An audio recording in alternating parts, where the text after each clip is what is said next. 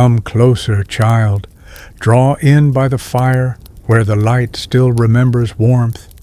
The night beyond these walls is old, and it listens more than you think. Long before maps were trusted, and before roads stayed where they were meant to be, stories like this were carried by word of mouth, not written down, not questioned. They say some places do not reveal themselves to everyone. They say some paths appear only to those who are meant to walk them. So listen now, and listen well. What I'm about to tell you is not just a story of a person. It is the tale of a place that chose to be forgotten. In 2004, a young teacher named Esra was appointed to a remote village in Anatolia. According to what her family said, since it was her first assignment, Esra was very excited. Esra and her family went to the isolated village together, both to settle her belongings and to get to know the people. The atmosphere was a bit strange because the people were not very warm. The biggest problem was that the village did not yet have electricity. For this reason, after it got dark, everyone withdrew to their homes, and there was not a soul left on the streets. The school was very small and had at most 20 students. After spending a week there, Ezra's family returned home. In fact, they thought that their daughter would not be able to endure staying there for long and would return. But that did not happen. The young woman was determined to practice her profession in that village.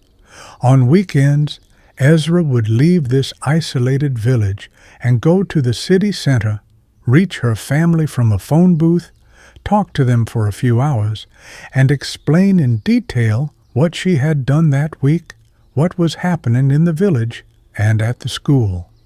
But as time passed, strange things began to happen.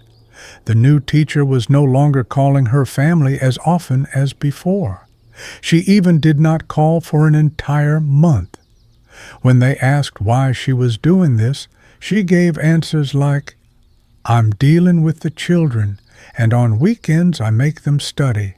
So the family did not really suspect anything. However, when they could not get any news for 2 months, they decided to go to the village where their daughter was teaching. After all, Esra was alone in a desolate mountain village with no electricity and where no one ever passed by. What kind of parents would not be afraid in such a situation? Strangely, the family could not find the road to the village. They were sure they were going the right way. They had even memorized the roads and the trees they had passed before. Because of this, Ezra's family went to the gendarmerie and asked for help reaching the village. But the reaction there was even stranger. According to the commander, the family must be mistaken, because there was no such village in that area at all. The strangeness did not end there. Through the family's investigation, it was revealed that Esra had not been assigned anywhere at all. Although the family searched for any trace of their daughter, they could not find it, nor could they find the village they had previously visited. So, what was the truth of this incident? We do not know. This event was later adapted into a film called Azap. That is all I have to tell you, child. Some stories are said to be finished, but they never truly end. They only fall silent.